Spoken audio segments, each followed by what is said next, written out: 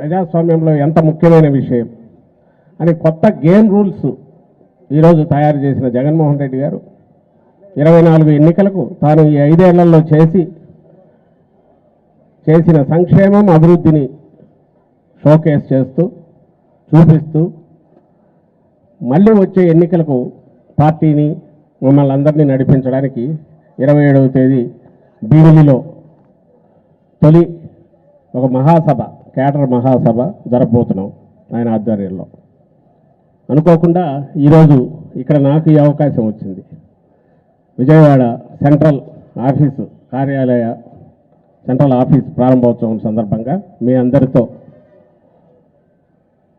నా అభిప్రాయాలు నా భావాలను పంచుకోవడంతో పాటు అలాగే ఒక ఇన్నాళ్ళు మన అనుభవం గత అనుభవం ఈ 5 ఏళ్లలో జరిగింది ఏంటి అనేది కూడా మీతో కాసేపు షేర్ చేసుకోవడానికి ఒక అవకాశం వచ్చింది. అందుకు ముందుగా నాకు సంతోషంగా ఉంది. తర్వాత క్లుప్తంగా ఇక్కడ జరిగిన చిన్న చిన్న మార్పులు, వైఎస్ఆర్ కాంగ్రెస్ పార్టీ 175 సాధించుకోవాల స్థానాలనే లక్ష్యంతో జగన్మోహన్ రెడ్డి గారు అందరితో చర్చించి ఎక్కడైనా స్వల్ప మార్పులు చేస్తూ అభ్యర్థులు మార్చిన దాంట్లో ఈ కాన్స్టిట్యున్సీ కూడా ఒకటి. ముందు నుంచి మీరు గమనించి ఉంటారు, ఎమ్మెల్యే అంటే ఒక పవర్ కాదు, ఇక్కడ అది ఒక బాధ్యత.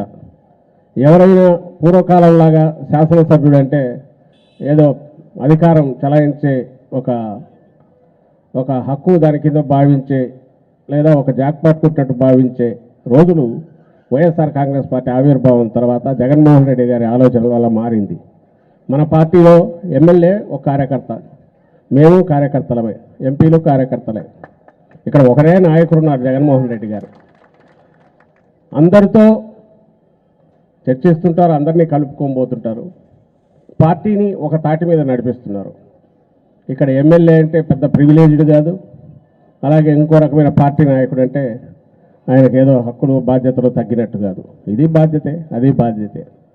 ఈ బాధ్యతల రీస్ట్రక్చరింగ్లో కొన్ని మార్పులు జరిగినప్పటికీ ఎవరి గౌరవం ఎంతవరకు ఉండాలనో ఇంకా ఎంత పెంచాలనో పూర్తిగా తెలిసిన జగన్మోహన్ రెడ్డి గారు ఇక్కడ జరిగిన చేంజెస్లో మల్లాది విష్ణు గారి గురించి పూర్తిగా ఆయన ఇప్పటికే మాట్లాడారు, చెప్పారు. ఇంతకంటే ఉన్నతమైన బాధ్యతలకి ఆయన వెళ్తారు. చట్టసభలో కూడా ఐ థింక్ ఇంకా ముందుగానే ఎక్కువ కాలం రాకుండానే చట్టసభలో కూడా వస్తారు. దాంతోపాటు అదనంగా ఆయనకు బాధ్యతలు ఉంటాయి. పార్టీకి సంబంధించినంత వరకు ఇక్కడ అదృష్టవశాత్తు నేను గమనించింది గుంటూరులో కొంతవరకు, విజయవాడలో మిగిలిన నేను ఇంతగా చూడలే. 3 శాసనసభ్యులు కానీ ఇన్ఛార్జి 2 శాసనసభ్యులు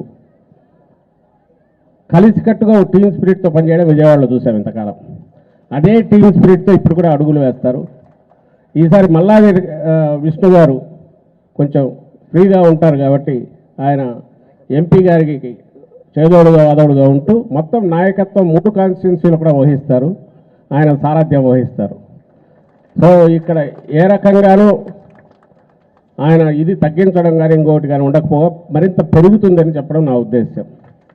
మొత్తం పార్లమెంట్ అంతటికి కూడా మన కేసినేని నాని గారికి పక్కన సపోర్ట్గా నిలబడి ఆయన తన వంతు తన అనుభవాన్ని దాన్ని పూర్తిగా రంగరించి పార్టీ విజయానికి అన్ని స్థానాల్లో 7కు 7 స్థానాల్లో అత్యధిక మెజారిటీతో గెలిపించే దాంట్లో తన పాత్ర తను పోషిస్తారు. ఇది ముఖ్యమంత్రి గారు ఆల్రెడీ చెప్పినది, ఆయనకు తెలిసినది. కాబట్టి దీనికి ఎవరు ఏ అపోహలో పెట్టుకోవాల్సిన అవసరం లేదు. ఈ కాన్స్టిట్యున్సీకి సంబంధించి ఆయన సారథ్యంలోనే మొత్తం జరుగుతుంది.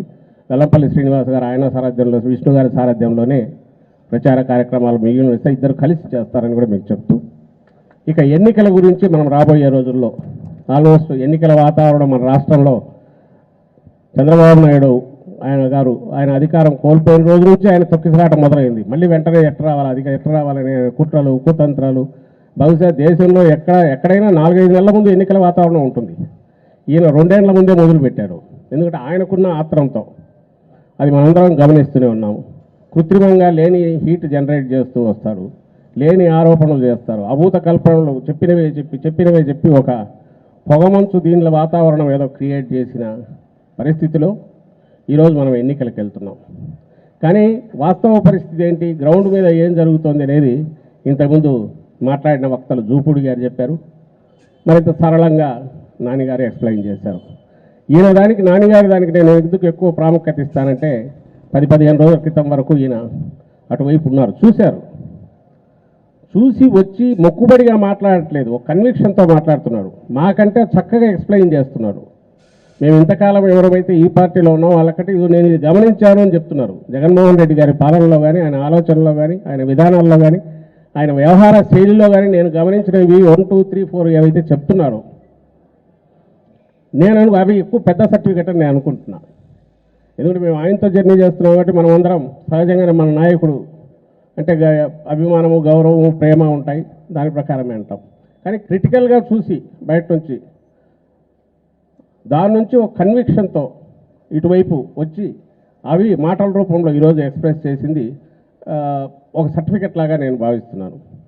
నిజంగానే ఈరోజు ఇప్పుడు ఏదైతే జరుగుతుందో ఈ రాష్ట్రంలో ఇది ప్రతి ఒక్కరూ బయట నుంచి వచ్చిన వాళ్ళు మీడియా చేసే వాళ్ళు క్రియేట్ చేసే ఒక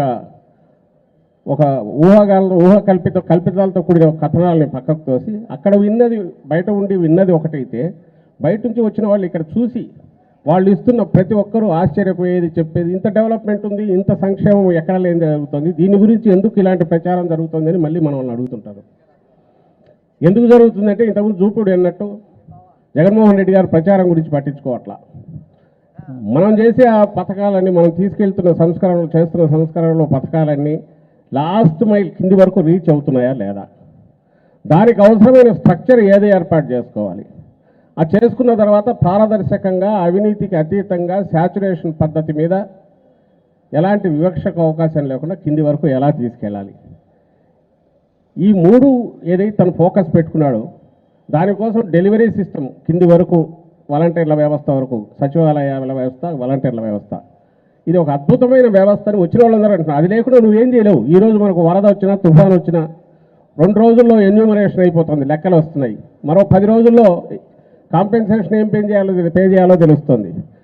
అందుకే కాన్ఫిడెంట్గా సీజన్ అయిపోయేలోగా రైతులకు మళ్ళీ మేము ఇన్పుట్ సబ్సిడీ ఇచ్చేస్తాం, పే చేయాల్సిన కాంపెన్సేషన్ పే చేస్తాం అనగలిగే ధైర్యం ఎక్కడి నుంచి వచ్చిందంటే ఈ వ్యవస్థ ద్వారా వచ్చింది.